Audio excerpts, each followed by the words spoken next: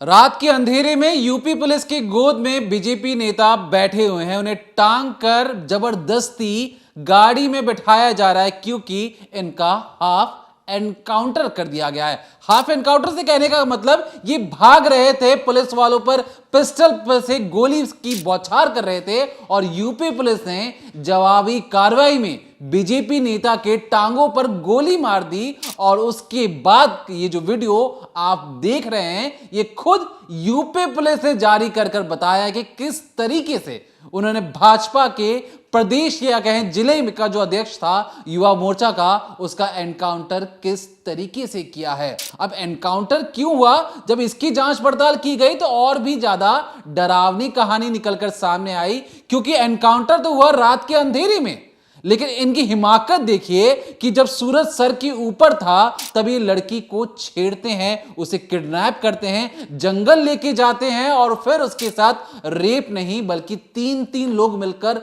Gang rape जैसी घिनौनी वारदात को अंजाम देते हैं। जब पीड़ित और पीड़िता दोनों थाने पहुंचते हैं तो थानेदार हाथ दिखा के बोलते भाग जाओ। और किस तरीके से कहानी बदलती है कि जो वही यूपी पुलिस जिसने थाने से इन लोगों को भगा दिया था, और वही यूपी पुलिस रात के अंधेरे में किस तरीके से भाजपा नेताओं का शिकार करने निकली थी। बताएंगे इस डिकोडिंग क्राइम के जरिए कि यूपी पुलिस पहले तो भगाती है पीड़िता को और किस तरीके से 2 से 4 दिन बाद कहानी बदलती है और वही यूपी पुलिस अपनी नाक क्या कहें शाख को बचाने के लिए एनकाउंटर करती है और वाहवाही लूटने की एक नाकाम कोशिश करती है। तो अपनी साख को बचाने के लिए यूपी पुलिस ने एनकाउंटर तो भले किया, लेकिन यहाँ पर आप देखेंगे बीजेपी नेता का जो मुंह है, जो फेस है, वो पूरी तरह से छिपा दिया गया है। मतलब काम भी किया है, और कोई शख्स होता तो उसका चेहरा दिखा दिया जाता, लेकिन यहाँ पर भाजपा के जो नेता हैं उनका चेहरा छुपाकर यूपी पुलिस ने वीडियो डाला है। अब ये जो रेपिस्ट बीजेपी नेता है इसके बारे में बात करेंगे, लेकिन आपको समझना होगा उस लड़की का दर्द जिसका उसके मंगेतर के सामने रेप किया गया, उसको जंगल में खींच कर ले जाया गया। सोचिए, एक लड़का जो एक लड़की से प्यार करता है, वो उसका होने वाला पति है, वो बंधा हुआ है, उसके हाथ पैर बांधे हुए हैं और उसी के सामने उसकी होने वाली पत्नी का गैंगरेप किया जा रहा है। एक नेता के द्वारा वीडियो बनाया जा रहा है, मारपीट की जा रही है और वो बेबस कुछ कर भी नहीं पा रहा। हम आपको एक एक करके उन दोनों की बातचीत सुनाएंगे। जो लड़की है जिसके साथ गैंगरेप किया गया वो भी कैमरे पर आई, उसकी हिम्मत की दाद देनी पड़ेगी कि वो पुलिस स्टेशन तो गई लेकिन कैमरे पर आकर ऐसे लोगों को बेनकाब करना उसने ज़रूरी समझा। इसके अलावा जो मंगेतर है जिसने सारी चीज़ें होते हुए देखी, जो एक बाकायदा एक चश्मदीद है, उसने भी कैमरे पे बहुत सारी चीज़ें बताई। किस तरह से पुलिस वालों ने इनका साथ नहीं दिया, कैसे पुलिस वालों ने इन्हें भगा दिया था, एक एक करके आपको जानना होगा। दरअसल फतेहपुर का पूरा मामला है। यहाँ पर एक लड़की जो है वो अपने मंगेतर के साथ दोपहर को, मतलब सुबह का वक्त था 10 बजे, वो अपने घर से निकलती है कि वो बुआ के घर जा रही है और घर वालों को सबको पता था कि वो अपने मंगेतर के साथ अपनी बुआ के घर जा रही है। 10 बजे का वक्त था, वो निकलती है और 10:30 के आसपास, क्योंकि गर्मी ज़्यादा थी, धूप थी, तो वो लोग एक दुकान से कोल्ड ड्रिंक लेते हैं और बैठकर नहर किनारे वो लोग कोल्ड ड्रिंक पी रहे थे कि तभी जो भाजपा का ये नेता है जिसकी तस्वीर आप देख रहे हैं, बबलू सिंह, ये वहाँ पर पहुँचता है और उनसे बोलता है कि तुम दोनों यहाँ पर क्या कर रहे हो। अब पहली नज़र में जो लड़का लड़की बैठे थे, जो मंगेतर और उसकी जो होने वाली पत्नी थी, वो जो बैठे थे, तो उन्हें लगता है कि हो सकता है ये हम पर कोई डाउट कर रहा हो, उन्हें लग रहा हो कि हम कुछ गलत कर रहे हो। तो इस पर वो उन्हें जवाब देते हैं कि सर हमारी शादी होने वाली है और हम सिर्फ यहाँ बैठकर सुस्ता रहे, हम कुछ ही देर में यहाँ से जा रहे हैं। लेकिन इसके बाद जो बीजेपी नेता है वो अपने एक साथी को बुलाता है और उनको डांटता है और जो लड़का था उसको, दूसरे वाला जो साथी आया था बीजेपी नेता का, उसको पकड़ता है लड़के को, और लड़की को बीजेपी नेता हाथ से घसीट कर जंगल की ओर लेकर चले जाते हैं। अब घना जंगल था, खेत खलिहान था, उसके अंदर बकायदा जो मंगेतर है और जो उसकी जो पीड़िता है जिसके साथ रेप किया गया है, उन दोनों को खींचकर जंगल की तरफ लेकर जाया जाता है। यहाँ पर जो बीजेपी नेता है वो अपने साथी को इशारा करता है कि लड़के को बांध दो। उसने लड़की को पकड़ा हुआ था और फिर रस्सी का इंतज़ाम करके जो भी चीज़ें उन्हें मिलती हैं वो उस लड़के को पकड़ लेते हैं और उसे बांध देते हैं।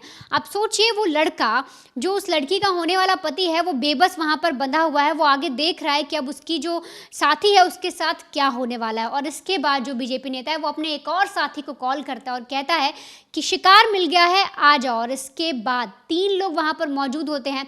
बारी बारी से उस लड़की के साथ गैंग रेप किया जाता है। वो जो लड़का बंधा हुआ था वो सारी चीज़ें देख रहा था, वो अपने आप को खोलने की कोशिश करता है लेकिन वो कुछ कर नहीं पाता। लड़की के सारे कपड़े उतारे जा रहे हैं और उसके बाद उसे मारा भी जाता है, उसके प्राइवेट पार्ट पर मारा जाता है, उसे पीटा जाता है, लड़की के साथ मारपीट की जाती है और उससे 2500 रुपये भी ट्रांसफ़र कराए जाते हैं। ये जो बीजेपी नेता है ये बाकायदा उस लड़की के पास जाकर कहता है कि 2500 रुपये मेरे फ़ोन में ट्रांसफ़र करो। लड़का ट्रांसफ़र भी करता है और सोचिए जाते जाते जब ये इन दोनों को छोड़ रहे थे तो धमकी देते हैं कि ज़्यादा अगर तुम उछले या किसी के पास गए तो तुम्हारी हत्या करवा दी जाएगी, अगर किसी को भी ये सारी चीज़ें पता लगी तो तुम्हारी बदनामी होगी, मैंने वीडियो रिकॉर्ड कर लिया है और इसके बाद तुम पूरी तरह से फंस जाओगे, इसलिए पुलिस के पास जाने की कोशिश करना ही मत। एक बार आप सुनिए कि वो जो लड़की है वो कैसे बता रही है किस तरह से उसके साथ ज्यादती की गई। मैं जा रही थी बुआ के यहाँ, वहाँ फिर बुलाए थे, वहाँ वो लड़कों को बुलाई थी। 24 तारीख को जा रही थी, 10 साढ़े 10 बजे से गए थे पुल के पास, उधर गए थे, ठंडा उंडा लेकर गए थे। बस वो जंगल की तरफ बैठे थे, वहाँ बस ठंडा पी रहे थे। एक लड़के आए थे, कोई पूछा था कि यहाँ क्या कर रहे थे, हम बोले तो कुछ भी नहीं।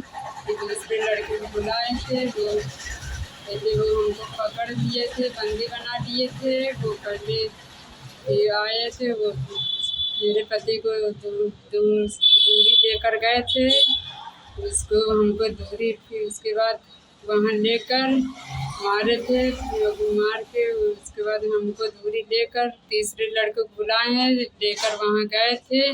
मेरे साथ गलत काम किए हैं।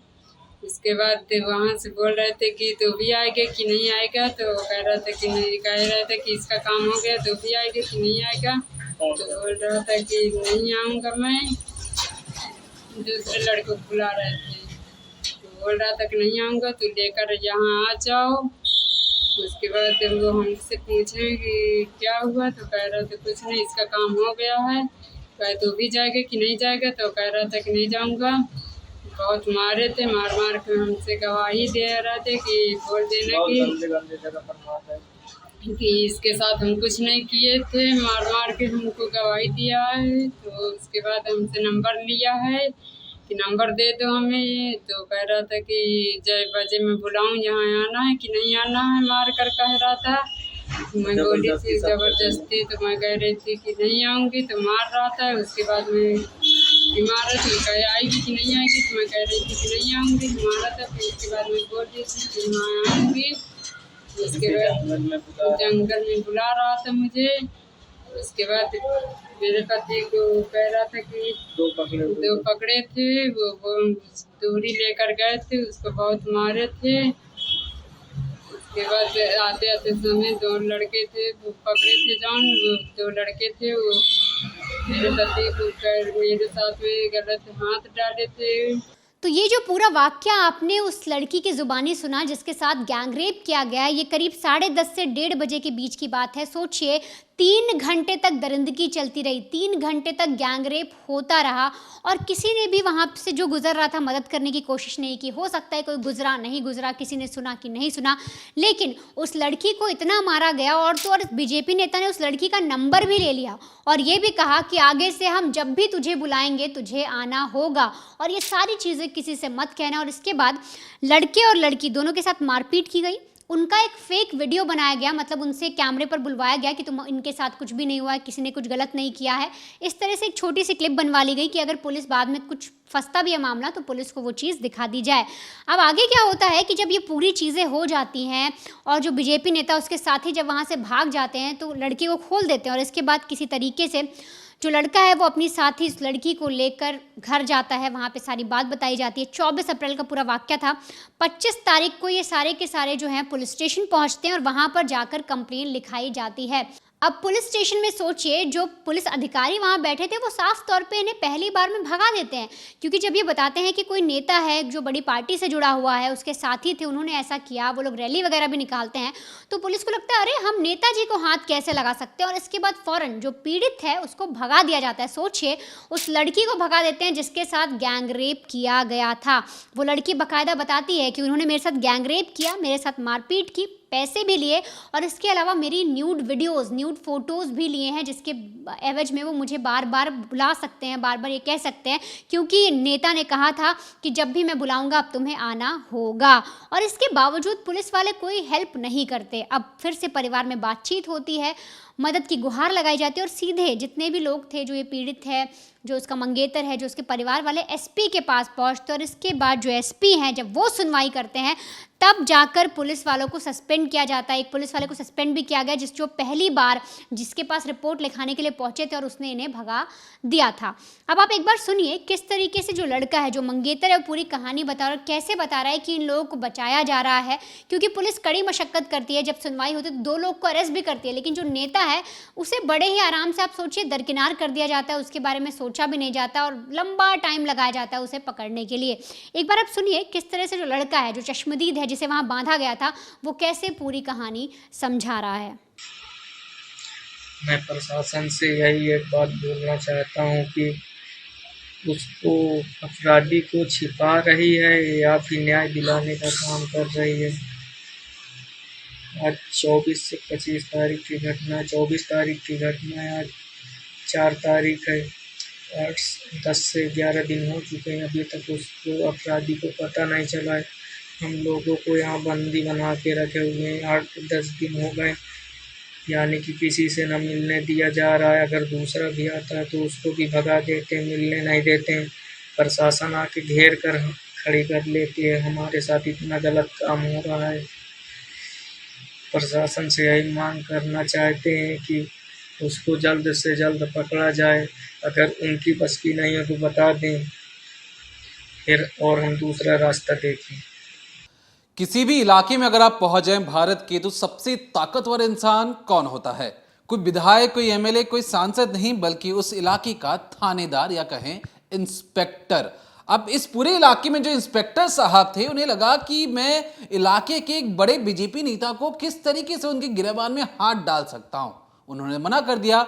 जब जिले के कप्तान को या कहें एसपी को बताया गया, तो एसपी ने जमकर डांट लगाई और इंस्पेक्टर को तुरंत सस्पेंड कर दिया गया। तो इसलिए कहते हैं कि जब पावर आती है तो हर कोई अपने आप को बाहुबली समझने की कोशिश करता है। ऊपर बैठे हुए लोग तो ठीक ठाक है, लेकिन जो पुलिस सिस्टम में जो एक तरीके से जो बीट ऑफिसर्स होते हैं, जो नीचे होते हैं, उन्हीं के ऊपर जिम्मेदारी होती है कानून व्यवस्था को दुरुस्त करने की। अगर इन जैसे अफसर, जो इंस्पेक्टर थे जिन्हें सस्पेंड किया गया, अगर उन्होंने पहले दिन ही अगर अपना काम ठीक से कर दिया होता, तो आज हमें ये वीडियो बनाकर यूपी पुलिस की एक तरीके से जो उन्होंने काम किया उसको लेकर बात नहीं करनी पड़ती। लेकिन खैर, यूपी पुलिस ने किया जो किया सो किया। लेकिन जब बड़े अफसरान इस पूरे केस में लगते हैं, छानबीन की जाती है, सोशल मीडिया से लेकर न्यूज, हर जगह जब न्यूज छा जाती है, तब एसपी साहब 7 अलग अलग टीम बनाते हैं। देखिए, उस रोज जब रेप किया गया था, जब भरी दोपहर में, अंधेरे में भी नहीं, जंगल में भरी दोपहर में, तो 2 लोगों को गिरफ्तार कर लिया गया। बबलू सिंह, जो एक तरीके से वहां के युवा मोर्चा, खागा जो विधानसभा है, वहां के युवा मोर्चा के अध्यक्ष हैं, जिला युवा मोर्चा के।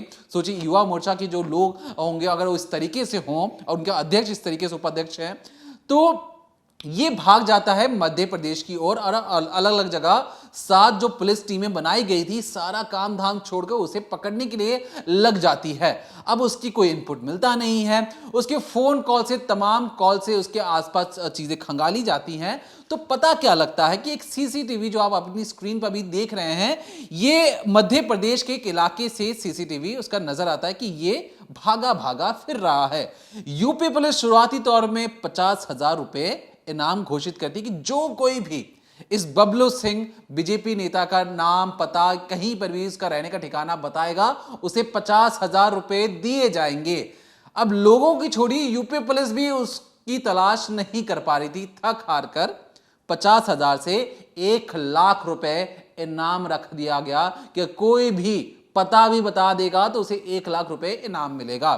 खैर, उसके बाद पुलिस स्टेशन के जरिए, रेलवे स्टेशन के जरिए हर जगह टीमें भेजी गई जहां पर वो छिपा हो सकता है। फिर सफलता कब लगी हाथ? यहां पर मुखबिरों को एक्टिव किया गया और मुखबिरों ने बताया कि ये सिंगरौर के एक इलाके में, जो जंगल में वो छिपकर बैठा हुआ है और यूपी पुलिस और मध्य प्रदेश की पुलिस से बचने की कोशिश कर रहा है। सिंगरौली वहां पे एक जगह है, वहीं पर ये जो यूपी पुलिस है वो पहुंचती है और रात का अंधेरा था, जैसा कि अक्सर आप सुनते होंगे कि यूपी पुलिस भरी दोपहर में सूरज निकलने के बाद एनकाउंटर नहीं करती, वो अपना शिकार रात के अंधेरे, वो भी चांदनी रात में आपने कभी देखा होगा, घुप अंधेरे में वो शिकार पर निकलती है। और उस शिकार ने, जब इनका अगर यूपी पुलिस का माने तो वो जंगल में बैठा हुआ था, वो जो बबलू सिंह था वो यूपी पुलिस को देखता है रात के अंधेरे में, सोचिए। और उसके बाद वो जो बबलू सिंह था वो फायर करता है और इधर से यूपी पुलिस के मुस्तैद जवान फायरिंग करना शुरू करते हैं और उसी में हाफ एनकाउंटर में से गोली लग जाती है। और उसके बाद यूपी पुलिस जिस तरीके से कैमरे की शूटिंग होती है, लाइट कैमरा एक्शन के जरिए गोद में उठाकर उसके चेहरे को छुपा दिया गया है, ब्लर कर दिया गया है। ये जो हम फुटेज दिखा रहे हैं ये हमारे स्ट्रिंगर या हमारे रिपोर्टर नहीं बल्कि खुद यूपी पुलिस एनकाउंटर करती है रात के अंधेरे में, फिर खुद यूपी पुलिस वीडियो शूट करती है, फिर खुद यूपी पुलिस वीडियो एडिट करती है, फिर खुद यूपी पुलिस एक चेक करने वाले बंदे को कहती है कि जो इसका एनकाउंटर हुआ, जो आरोपी है, उसके चेहरे को ब्लर कर दो ताकि बदनामी ना हो सके।